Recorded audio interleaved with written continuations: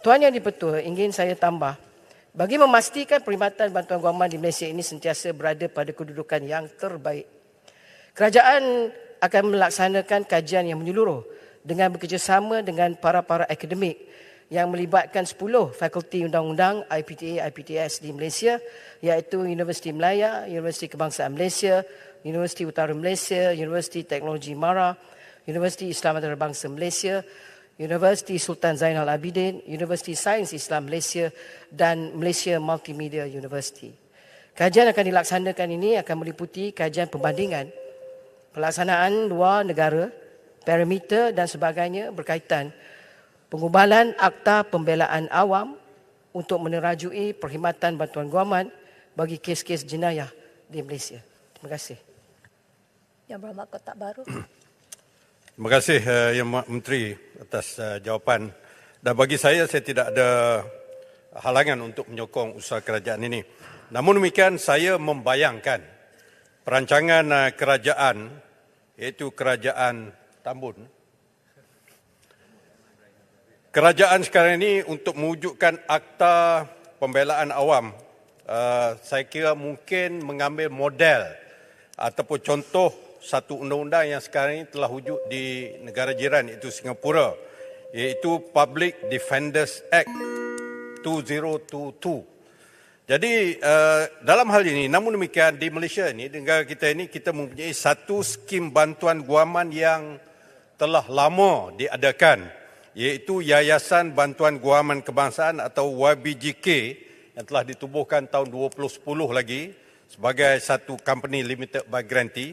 Persoalan saya yang pertama, adakah di bawah perkhidmatan yang akan diberikan di bawah Akta Pembelaan Awam itu nanti tidak akan menyebabkan satu pertindihan terhadap fungsi perkara ini dengan YBGK? Dan yang keduanya, ini penting, saya nak sebut, adakah kerajaan boleh memberi jaminan satu peruntukan keuangan yang cukup akan disediakan untuk program apabila akta ini diwujudkan bagi memastikan tidak berulangnya masalah pembiayaan yang sering tergendala dalam membiayai YBGK sekarang ini.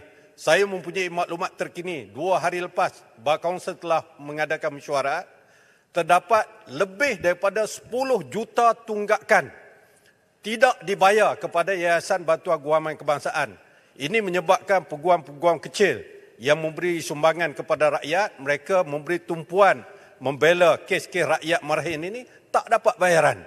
Jadi adakah ada jaminan daripada kerajaan bahawa apabila akta ini dilaksanakan tidak wujud masalah yang sama sebagaimana dihadapi oleh YBGK, dan apa nasib YBGK setelah akta ini diwujudkan? Terima kasih. Terima kasih Yang Berhormat Ketua Baru yang juga mantan Menteri yang jaga undang-undang seperti saya pada hari ini. Jadi soalan Yang Berhormat itu memanglah soalan yang menjadi pertikaian sekian lama. Sebenarnya pertama sekali perbandingan kita dengan negara yang memberikan Public Defenders Act ini ada pelbagai negara. Pertama sekali memang betul Singapura, tetapi kita juga nak memperbandingkan dengan Australia, New Zealand dan juga di Taiwan. Perbezaannya Malaysia dengan Singapura ialah Singapura mempunyai satu klausa, Tuan Yang di-Pertua, yang tidak membenarkan Public Defenders Act terhadap kes-kes keselamatan. Itu sebabnya jawapan saya awal tadi itu, kita memanggil 10 universiti swasta dan awam untuk sama-sama dengan bahagian undang-undang untuk mengkaji sebagaimana penilaian yang terbaik dalam modal dan juga format untuk Public Defenders Act ini. Jadi soalan kedua untuk menjawab pada soalan pertama oleh Yang Berhormat Kota Baru, YBGK ini memang dikenali telah wujud selama lebih kurang 11 tahun. Memang betul Tuan Yang di-Pertua. Dan kita memang tahu dia telah berjaya melibatkan kes jenayah yang diwakili oleh peguam-peguam swasta sebanyak setakat ini 1.911201 kes jenayah. Begitu banyak kes-kes jenayah yang diwakili oleh peguam-peguam di bawah YBGK.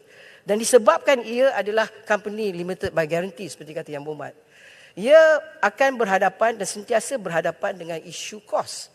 Disebabkan kos pembiayaan itu dibantu oleh kerajaan dan disebabkan ia adalah company limited by guarantee, proses-proses pembayaran dan seterusnya, mana yang Muhammad sebut tentang hutang, saya setakat ini belum lagi menerima semenjak menjadi menteri yang bertanggungjawab dalam undang-undang, menerima surat berkenaan YBJK setakat ini. Tetapi bila kita mengadakan sesi libat urus, wakil-wakil daripada Majlis Peguam pun telah hadir. Dan rata-rata ingin saya mengatakan, kesimpulannya memang kalau adanya Public Defenders Act, iaitu satu akta yang khas yang dilaksanakan dan dibiayai oleh kerajaan, agensi kerajaan, saya percaya dan saya yakin untuk memberi bantuan guaman kepada golongan-golongan yang memerlukan dalam kes-kes jenayah akan lebih terjamin. Bukan dalam bentuk swasta, tetapi lebih kepada komitmen kerajaan secara menyeluruh. Setakat hari ini Yang Berhormat Ketua Baru, Yang Berhormat Speaker, format pembelaan bantuan guaman yang ada dalam negara kita, pertama ialah Jabatan Bantuan Guaman oleh kerajaan. Keduanya Legal Aid Center yang dikendalikan oleh Majlis Peguam. Kemudian Yayasan Bantuan Guaman Kebangsaan YBJK.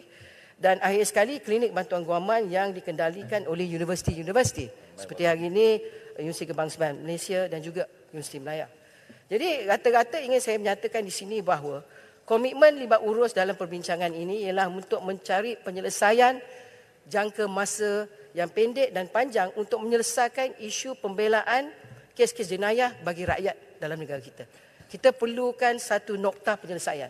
Jadi itu sebabnya saya tidak boleh menjawab apa akan terjadi pada YBJK. Sesi libat urus yang berjalan dan komitmen kajian daripada 10 universiti ini akan diberi secara dasar kepada kerajaan untuk kerajaan membuat keputusan dasar hala tuju yang nak dilaksanakan dalam bentuk pembelaan kes-kes jenayah bagi rakyat Malaysia. Sama ada YBJK itu dihidupkan, dimasukkan, diasingkan tu saya tak boleh jawab lagi. Itu saya tunggu kepada nasihat daripada pakar-pakar 10 universiti yang ditubuhkan oleh bahagian undang-undang. Terima kasih Tuan Yang Speaker Jelbu.